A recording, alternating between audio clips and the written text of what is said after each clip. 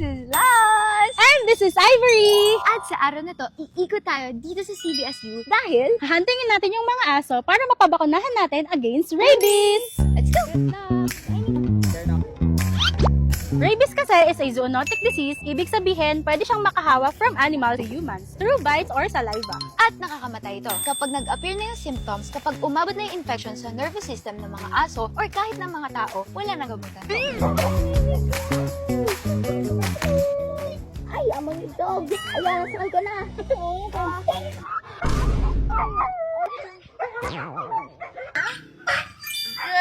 boy!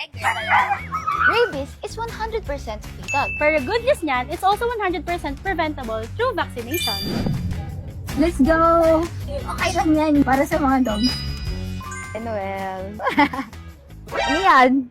Sabi niya, may hawak kang pantundodok. Look at that one. Hi, hi! Kaya mahalaga na mabakunahan natin lahat ng CBSU dogs natin para safe sila at safe din ang ating mga students. Kaya ikaw, fur parent, remember to vaccinate your fur babies as well. Tandaan, prevention is protection! Ayun lang. God bless, keep safe! Ay, ang tapang. Amir, ba't nag-wiggle-wiggle ang bantat? Tukot yan. Scared? Oh, ito na pagkain para sa'yo. Sige na. Alam mo ba kung para sa new brush sa gilid ng escalator?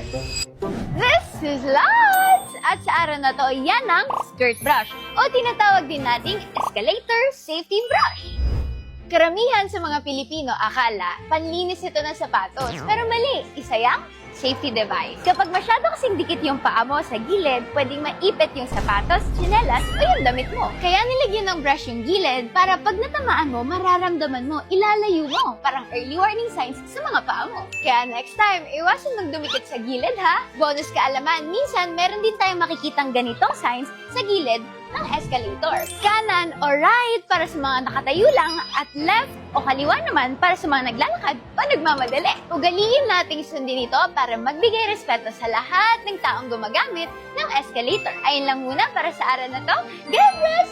Keep This is Laz! At sa araw na to, alam mo ba ang isang gamit na hindi mawala sa bag ko? Palagi kong dala ay ang laptop. Kayo rin ba? Bilang isang estudyante at nagko-content creation na rin, meron tayong mga schoolworks, case presentation, at thesis. Sa pa naman, gumagawa tayo ng mga scripts at nag-edit na rin ng content. Ang problema, bukod sa bulky siya dalhin, medyo matagal na rin yung laptop na gamit natin. Bumabagal na siya, kaya bumabagal na rin yung workflow natin. Bilang busy ang person, kailangan natin pabilisin at padaliin ang mga ganap natin. Kailangan natin ng maliit, magaan, at mabilis na laptop. Mabilis magbukas. At yung tumatagal, hindi katulad ng relasyon nyo. Ay, iba pala yun. Uy, scripted na. Familiar to. Phone style! Dito tayo bumili before ng iPhone 17 Pro Max natin. At gamit na gamit naman natin siya. Grabe, legit dito halos pa full na yung storage natin. So speaking of, another investment, naghanap tayo ng laptop. Balita ko, meron sila nung bagong labas na MacBook Neo. Kaya itanong natin kung meron silang stock. Tara. Good morning, ma'am! Hi, ma'am! Ma'am, tanong ko lang po, meron po kayong stocks ng MacBook Neo? Yes, ngayon? ma'am. Meron po tayong stocks ng MacBook Neo. 256, ma'am. Meron tayong blush, citrus, then silver. Silver? 512 po. Meron tayong silver. Yung citrus, ma'am, nabili na kahapon. Wow, okay. Pero silver po, may 512 pa. Apo. Okay, perfect. Bala ko po kasi silver silver yung phone natin. Pwede po malaman yung price, no? Sa 256 Difference. natin, ma'am, 39,990 siya. Sa 512, 46,990. Sakit pala sa bulsa. Huwag na lang siguro. Nating palampasin ang pagkakataon dahil kailangan natin magkaroon ng mas efficient na workflow at good investment to para sa ating schoolworks at pagka-content. So, unbox na natin. Tara! At hindi mawawala ang freebies ng phone style. Ano kayo laman nito? Siyempre alam ko na to, speakers! Pinagpilian natin siya between yung wireless earbuds natin at yung speakers. Meron na tayo nito last year sa iPhone, kaya ito na lang. Thank you so much, phone style! Ito na, punta na tayo sa laptop. Grabe. Unbox na natin siya. Paano ba to? First time ko mag-unbox ng laptop na Apple. Minsan, okay lang naman talagang gumastos. Basta, makakatulong siya mapabilis yung mga gawain mo. So, for this one, laptop to, magagamit talaga natin siya everyday. Kaya, open na natin. Ay, tigas pala. Uy, kita ka na yung silver na MacBook Neo. Ang ganda niya! Silver! Sa mga magtatanong pa lang kung paano yung payment method natin. Very flexible naman yung payment method nila dito. Available siya 12 months to pay, 0% interest. Meron din silang 24 months to pay, 0% interest. So, sa experience ko naman, yung 36 months to pay ng phone natin, SRP naman siya. And dito din, sa 12 months, on selected banks ha. Open na natin. Wow, saktong-sakto yung size niya. Tada! Tignan mo, baliktad pa rin siya. Ang gaan niya lang. Tsaka manipis. Tada! Thank you so much. Happy buy na naman. Sobrang tuwa ko dun sa iPhone natin na nagagamit natin pang vlog ngayon. Magagamit din natin to pang schoolwork and pagko-content. Ayun na! So, habang sineset up natin to, imagine, pagkatapos natin mag-script writing, mag-shoot lang tayo sa iPhone natin, and then, i-airdrop na lang natin sa laptop. Sobrang laking tipid sa oras yung makukuha natin. At lalo na, sunod-sunod yung trabaho natin. Okay na okay talaga siya. Thank you so much, Phone Style, for my second purchase. At saka hindi kayo mahihirapan humanap ng Phone Style store dahil last year, 50 plus stores yung meron sila nationwide. But now, meron na silang 97 stores nationwide. Tada! Na-set up na natin! So yan, na-excite tuloy ako lalo. Gandang investment talaga nito, lalo na sa field na ginagalawan ko. Thank you po! Ayun, excited na ako. I-testing na natin, i-edit itong video na to gamit ang ating bagong MacBook Neo. Ay, alam mo na, para sa araw na to, God bless you! Hihilahin mo yung butot ng pusa. Wow! This is Lance! At sa araw na to, alam mo ba na hindi dapat hinihila ang buntot ng mga pusa? Ang buntot nila ay extension ng kanilang spine.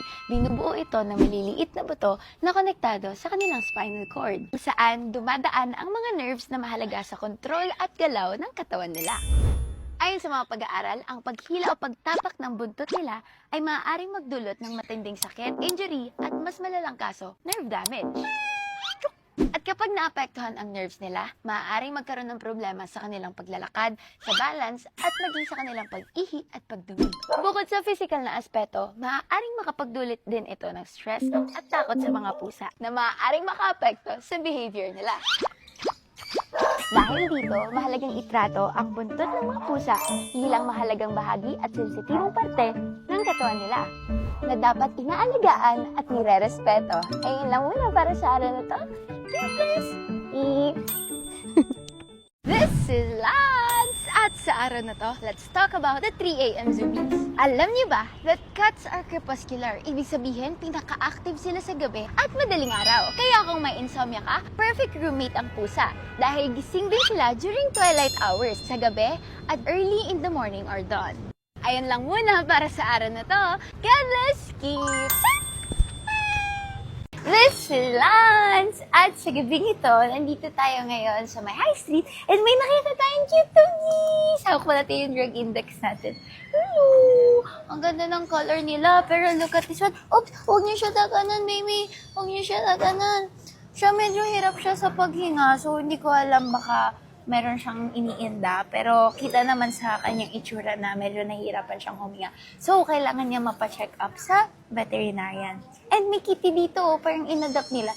Yung mga may hawak sa kanila, mga nagvo-volunteers na nagpapakain ng mga dogs and cats. Tsaka nagpo-foster dito. Tapos, tinan niyo tong isa.